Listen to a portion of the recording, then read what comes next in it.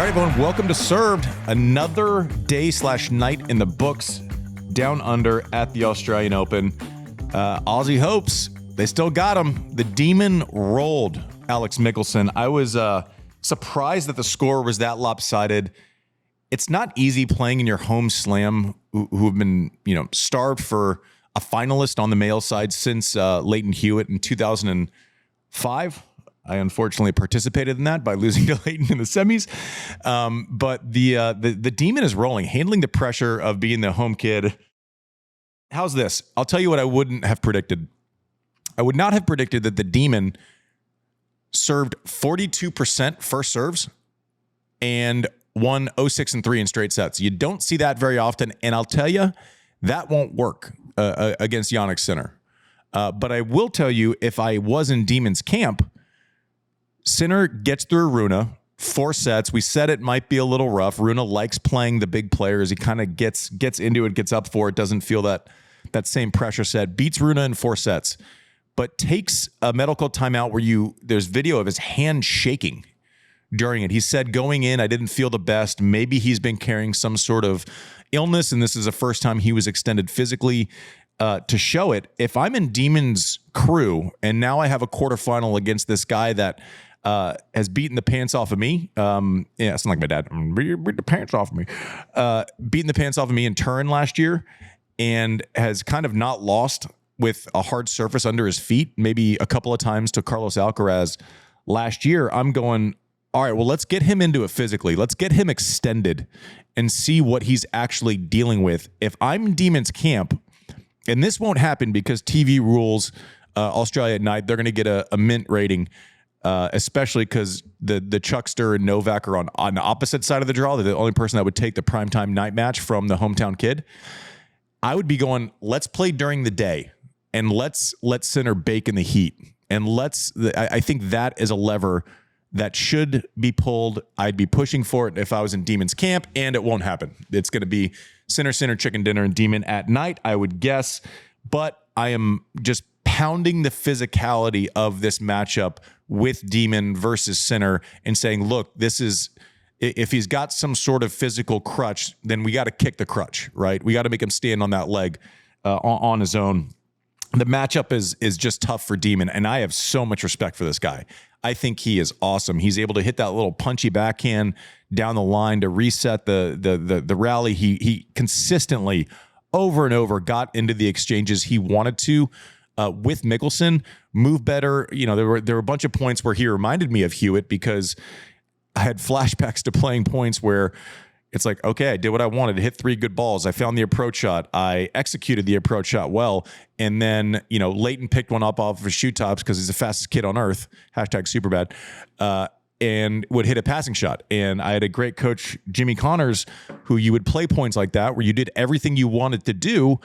And then some superhero across the net did some superhero thing, and he would say, well, kid, operation successful. Sometimes the patient dies. And that's what I felt like I was watching over and over with Demon and Michelsen. I love Michelsen. I like the way he goes about it. He plays with so much respect for his opponent, always. Down 6-0, 5-3, still applauding shots while also still fighting. It's not like the thing where, oh, give me credit for good sportsmanship and I'm actually not competing as hard, which we can see sometimes. It's like the kids in sport and juniors who win sportsmanship awards because they don't throw temper tantrums, but then they cheat on their line calls when no one's watching, like that sort of thing. Michelsen goes about it the right way. I just love his whole vibe. I like him. Demon was at another level. Monfils and Shelton. Gail said, nope, no Moss. This has been a hell of a run. Win a title in Auckland. I'm pretty tired. My back hurts a little bit. And that's that. So, yeah, he retired early in the 4th set and went to press. And they said, well, gosh, you're close. Do you think you want to try to win? He's like, no, I just want to kind of grow old, be happy, play some matches. And that's that. Credit to Ben Shelton, though. I mean, he's better in slams than he is on the regular tour, which is a great sign. He knows how to navigate 3 out of 5 set matches, especially early in his career. He's had more runs where, semis, quarters in Australia. He's in the quarters again than he has in, Master Series events when it's the 2 out of 3 format. So I think that's a good sign for him. Serve and volleying a lot more. You can tell he's actively working on things. Is he imperfect? Yes. Does he still have stuff to work on? Yes. Is he a work in progress? We all are always. But it's so clear how intentional him and his dad, Brian Shelton, are being with progress, with rounding out his game. You know, he came on tour and he was like this raw, athletic thing that you could tell didn't have a lot of reps at the highest level. It's kind of been on the job training. Props to them for really committing and getting better over time. I got that one wrong. I said I'd kind of pick the other way, but dumb me. Monfils he's like, this vacation needs to start now. I'm going to support my wife because she's still rolling. I am not. But listen, in all seriousness, Gael, 38 years old, people love watching him and people love playing against him. People love being in the locker room with him. He is going to be looked back at so fondly, and it's almost as if he's gotten past the what could have happened, what could have been, what kind of career could he have had, because I think his personality has won out around tennis. Like even we still have the same criticisms, but we just don't really care. Like I'm not passionate about it. I just like him. I respect him on a different level. I think he always treats people the right way. I think he gives honest answers, even if they're not the ones that we want. You know, do you want to win a slam? Does it mean everything to you? He's like, nah, not really. His words, not mine. So save your comments. His words, not mine. I just like him. And I think everyone really likes him. And Shelton was the beneficiary of Monfils going, my back hurts. Pretty tired. 38.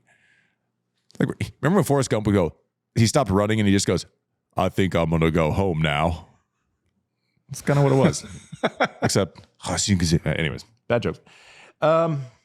Moving on. Hey, thanks for leaving in the part where I tried to say sit, but I said shit in the last episode. I think people enjoyed that. Great. You're welcome. Great stuff, Mike. You're welcome. Way to go. Glad I have you on board. Sonego, Lerner. I told you afterwards. Yeah. Sonego, Lerner, Tien. Sonego's like the teenager eraser.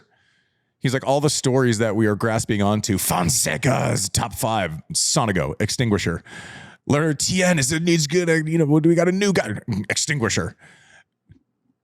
Yeah, he's like the expeller of teenage stories for this story. But hey, listen, props to someone. And Sonego's serving well, especially the flat one, T-do side, wide ad side, mixing in some serve and volleys randomly. The guy competes nonstop. I love the story when someone's been on tour for a minute and they make a quarterfinal of a slam and they work through it, right? They get through the process of grinding through a longer event. I really like what I've seen. And listen, you tell Sonego, like Shelton's the favorite in this matchup, right? And he's the guy that we're looking to cause chaos, potentially for Sinner in that half. But Sonego's going, wait a minute. I got someone that maybe I can hold serve against more often than I do. And, I would have taken Ben Shelton in the quarters going into this event also. Ben Shelton, I think, is the clear favorite in that matchup, but props to Sonego. I just really like the way he is an absolute professional, goes about his business, and cancels any hope of a teenager making the semis in the Australian Open just pretty much by himself. We talked about Monfils. Let's talk about his other half. Svitolina still rolling. Undefeated against Russian players since the invasion, since the war started. So I take that for what it will, but I like her. If you have not watched the served episode with Elena Svitolina when we had her on, talking about what she's doing to support Ukrainian tennis, please go back and give that a listen. It'll give you some insight into all of the things that she is dealing with and kind of taking head on. A super impressive person, a super impressive player. Since she's come back from motherhood, all she does is make the quarters or further in Grand Slams also. She knows how to play in the biggest events, which, by the way, was a question mark for her before she had a kid, right? It was like, I'm 2 or 3 in the world, and am I losing in the round of 16 when I'm expected to go to the semis and finals? So whatever those mental gymnastics are, Svitolina has been just... the mental gymnastics that she has to go through with life on a given day to show up and compete the way she is just she'll forever have our respect, and deservedly so. We'll see if she can keep it rolling. Navarro, Kasatkina. Navarro, of course. What'd she do? She won a tight 3-setter. Like, obviously, that was never in doubt. She was going to win 7-5 or 6-4 in the third. Swiatek rolled in like 12 seconds. Mike, what's the stat on time spent for Swiatek on court versus Emma Navarro before they play in the quarters? 4 hours and 20 minutes for Iga. Yeah. And Emma is about 10 and a half hours. Yeah. So see, Swiatek's averaging a mighty like 1 hour and 3 or 4 minutes per match. Literally, yeah. It was 120, 1 hour, 110, and 59 minutes. And Emma almost matched her total time on court, but it's Emma's first match against Peyton Stearns, right? Yeah, 320. Yeah. I still think she's going to come out and be. I think I've been talking about. I think her fitness is. She's one of the most fit players on tour. Like, and I'm not even kind of worried about her. I said it before the Kasatkina match. I said I'm not worried about her fitness. She'll be able to play another long one. I said 2 days ago on our show. We don't talk about her fitness. She doesn't breathe hard. She doesn't show us in it. She doesn't make us think about it. Right? Like, she's just solid. She goes about her business. Doesn't wince. Doesn't give us any emotion, and is just there. I love it. I think it ends against Swiatek because she's in full like robot mode right now. But I like that. Madison Keys against Rybakina. Rybakina played. You know, we were worried about her not playing with that back injury. She played 3 full sets. She didn't look totally compromised. I mean, she didn't. Listen, you can never tell what someone's going through, and maybe but it wasn't as if she was compromised from the word go. Maddie Keys playing great. She is really good at, from the backhand corner, when she's stepping left, she pulls that back to the forehand, and she kind of, a little bit of the mannequin maker, right? Because you have to guess, you have to check step to protect the backhand because she can go so big there. And at the last second, she can kind of flip that racket work to her left while moving left. And she makes people stand still like 4 or 5 times a match with that ball. And the memory of looking so dumb and standing there like a mannequin while someone has so obviously beat you, it leaves an imprint on your soul out there. And, then you kind of start leaning that way, and then she opens up the backhand. But serving great, getting a lot more free points on her serve. The serve is moving, it's kicking, it's slicing. I love what we're seeing from Maddie Keys. Not surprising. Had her going to guys. I listen. I don't want to brag. All right, I do. So I have, of my 4 picks on the women's side, still got a chance to bat 1,000 for the semis. Originally had Sabalenka, and she plays Pavlyuchenkova. Pavlyuchenkova is playing great, and I also like Sabalenka. I had Coco. I still think she beats Badosa. I think Keys beats Svitolina. That's like a feel-good match because I think so much of both of them. Same with Navarro and Swiatek. I think Swiatek rolls. So all of you people are like, oh, yeah, why don't you pick the top seeds? Listen, is the goal of a draw show to entertain you and just be crazy and wacky like John Wertheim? Or is it to try to pick the people that are going to exist at the end of the tournament? What do you think, producer Mike?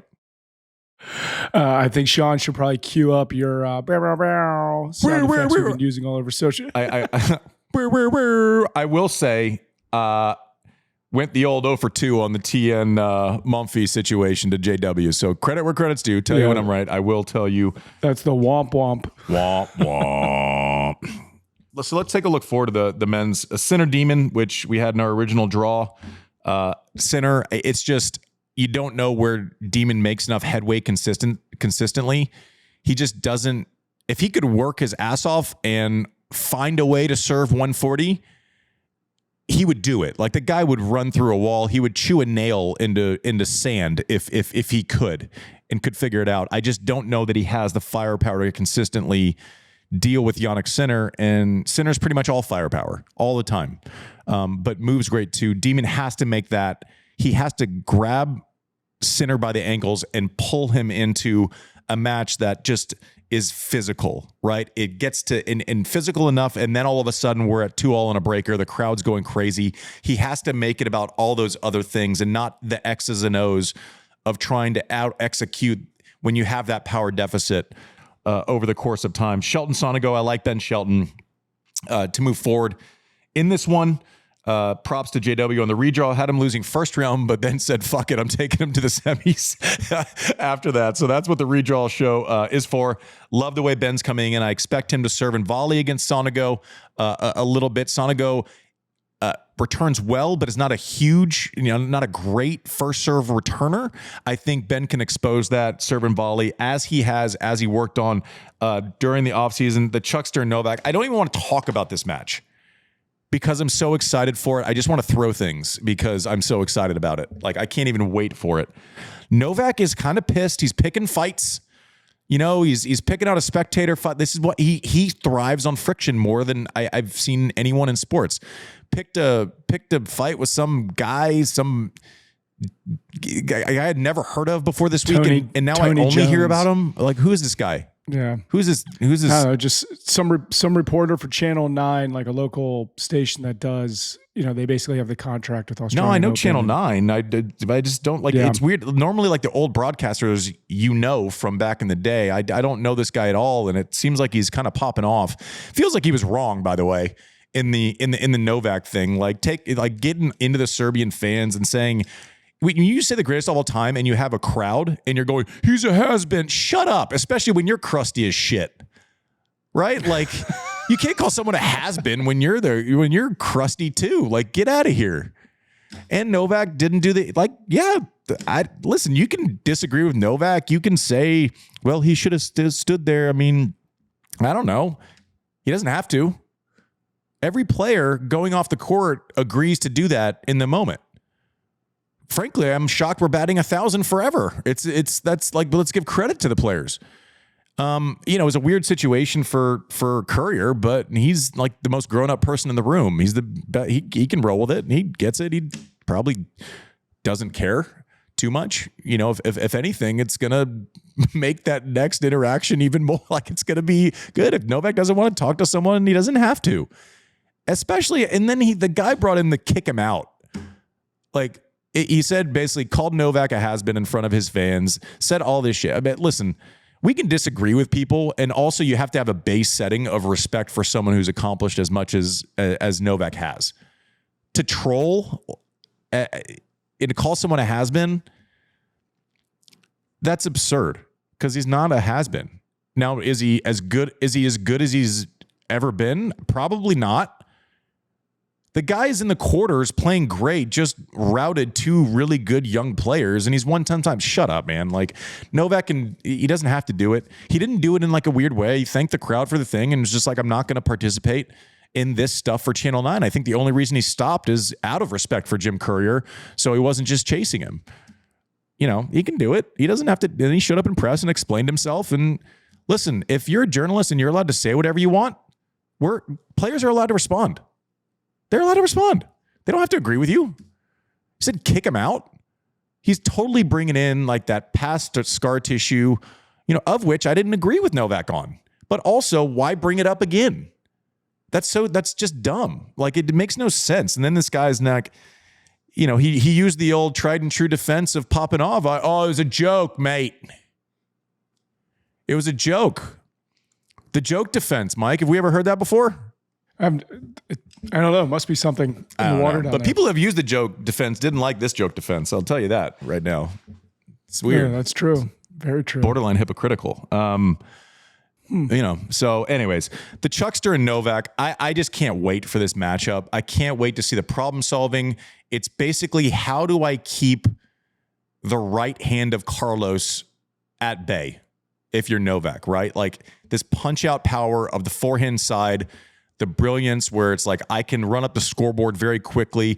It's like holding a crazy good offense in the NFL, slowing the game, running out the clock. All of these things, that's what Novak's doing, and he's great at it. Switching directions, keeping space between. So when Carlos unloads in the forehand, making sure he does it from even 6 inches or a foot further back than he normally would. All those little miniature wins matter over the course of time in this matchup. If one of them serves over 63% first serves, I really like their chances. And then Techie Sean, I was talking about this with you the other day. You can see who wins most matches just by seeing who defends their second serve better. I would say And I'm sure this is going to be like Twitter fingers, the one guy in the comments going, no, that's not true. 80 or 90% of the time, whoever defends their second serve better is going to win the match. That and break points converted. You can go 2 of 2 of 0 for 10. The 0 for 10 is doing a lot more work consistently, but you have to break. This one, I just can't wait to watch it. I cannot wait to watch it. Unbelievable. Going to be the best. Tommy Paul basically had an extended practice session the other day against Davidovich Fokina, 1-1-1. I like Zverev in this matchup just because he's proven it more. He has the most bankable asset in this matchup, which is the serve, right? He's going to get looks on Tommy's serve. He's going to be able to drift way back, 5, 6, 7 feet behind the baseline, firm up that two-hander return, get to neutral more often than I think Tommy's going to be able to get to neutral on Zverev's serve. But listen, so much to look forward to. This is getting good. I enjoy this. Can't wait to see if Novak wins. I can't wait to see if he stops for a chat with Jim, or if he goes full fucky Magoo on Tony Jones. I hope he does. I love his post match on court presser stuff. I think he's totally right. Anyone who's criticizing him for not stopping, like, you can't just say anything about anyone because you're a journalist and expect that athlete not to exercise their leverage points, of which Novak has a lot of them. Like, I'm fine with, like, I can disagree with both sides and still say they have equal rights to say things. And for some reason, Tony Jones can say it, and it doesn't really matter until Novak brings attention to it. He brought attention to it, and the guy crawled back into his hole. He did. He go, I'm sorry. I didn't mean to say we should kick you out. Well, no, you said it. Like, Tony Jones would not give the same benefit of the doubt to a player who said something really stupid. He would not give the benefit of the doubt that he is asking for. I feel like we've talked about this before. Thank you for watching Served.